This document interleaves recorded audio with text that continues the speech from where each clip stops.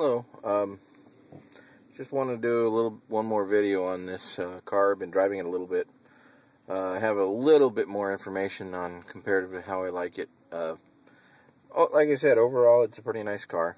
It actually is a pretty good daily driver. Again, this is the it's not the Charger, it's the Challenger. It has the V6 in it. It does pretty good. You get out on the highway.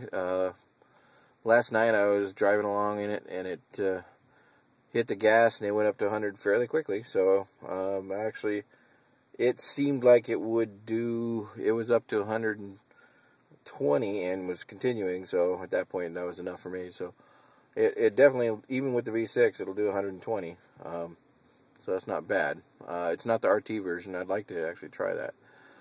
But overall, it's pretty nice. One thing I don't really like about this steering wheel, my arm can't relax. I want the steering wheel here, and I have to extend my arm. So if you're a tall person, you probably have no trouble, except for the problem is, if you're a tall person, then this brake pedal is way up. So the wheel's out, and so I'm reaching way out, but the brake pedal is scrunched way up.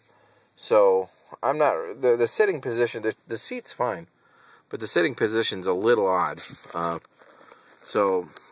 Let's see, other than that, this gear shifter is okay, but the one thing I don't like is, of course, you put it in gear, and you go plus or minus back and forth for power, up or down, like if you're in sport mode or something.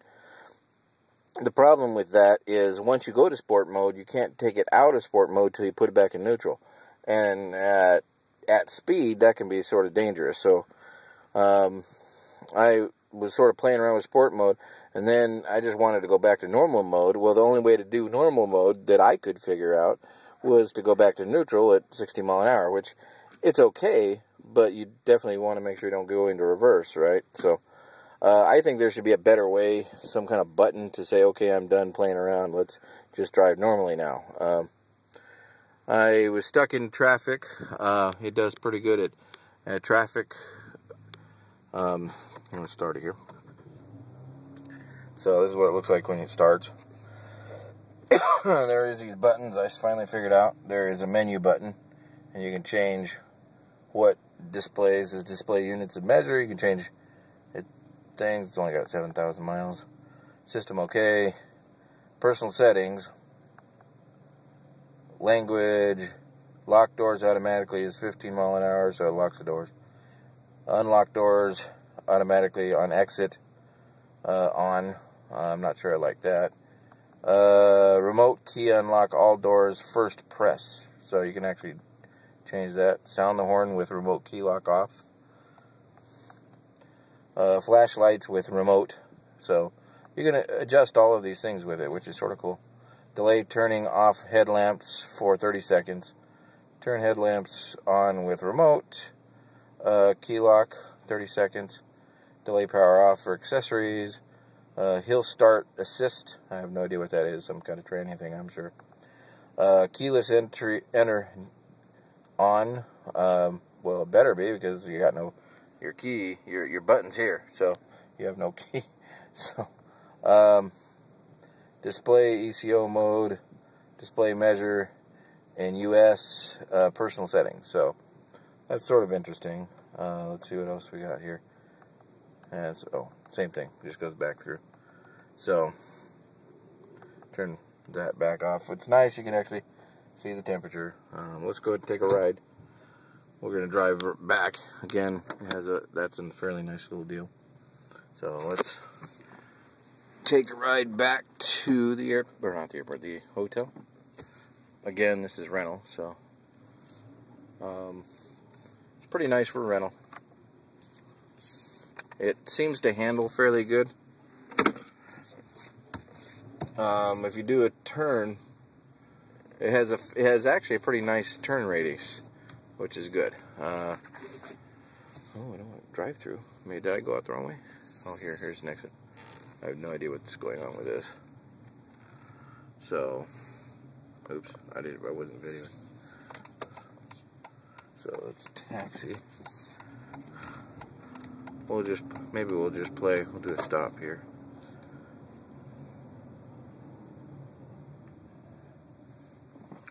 Now here's kick it in the face.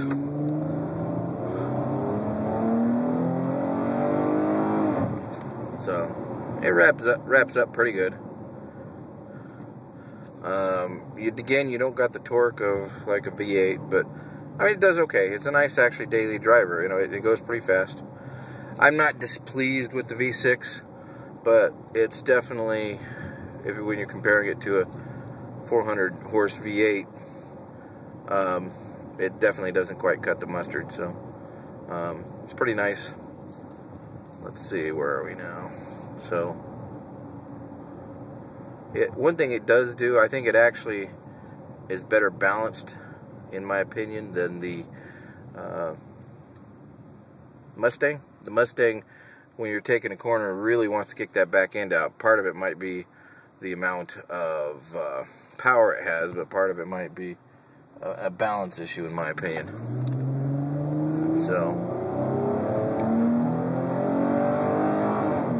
So first goes up to about 50. It has a bit of a hesitation at first, but then takes off. Does pretty good.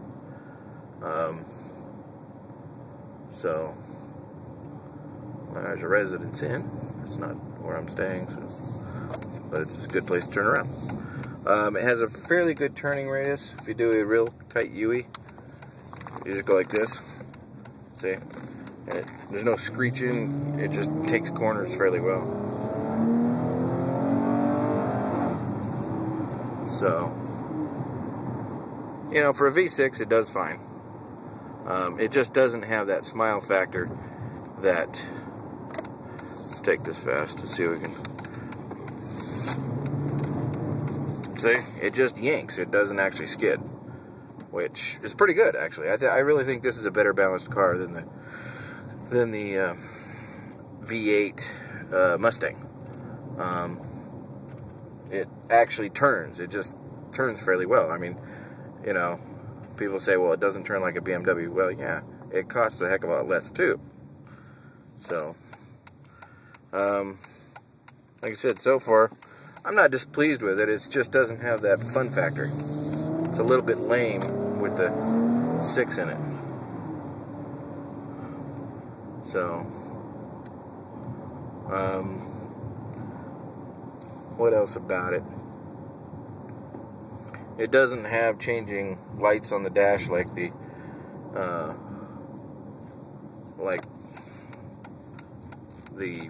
Mustang had.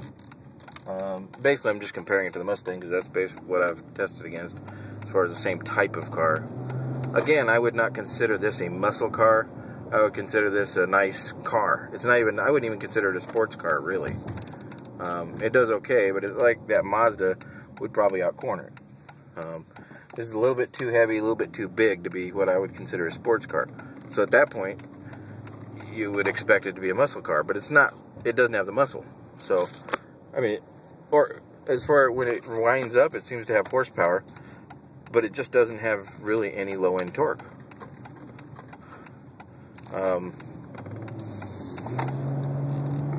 It seems to drive just fine. There's not a problem. The brakes will rip your face off almost. Not quite as good as what the high-end, again, the high-end GT Mustang has. But, like I said, the only driving position issue is, again, I have short arms. By the time I put my feet to where the brakes are comfortable, or the gas is comfortable, I still can't quite reach the steering wheel. So I think that the sitting position for the steering wheel is not very good. It again, is any of all of this something you can live with? Yeah, I mean, every car has its issues. If I was to choose, comparative to what I've seen of the price, I think that I would most likely choose the RT version, because the RT version most likely has better torque. But of course, I don't have RT version to test. Oh man, we got a real slow person here. You know, people in California used to drive faster. I have no clue what's going on out here. Some of these people would die if they went to Denver. Man, let's please. We're going too fast. Please slow down below 20. This guy is not that. Really not with it. So, anyway, that's my second video on this. Again, yeah, it's nice. I do like what it looks like. From the outside, of course, it looks nice. From the inside, it looks nice. A little bit of an issue with driving position. A little bit of an issue with the door handle. Doesn't have that smile factor with the V6. It seems to be better balanced, better handling.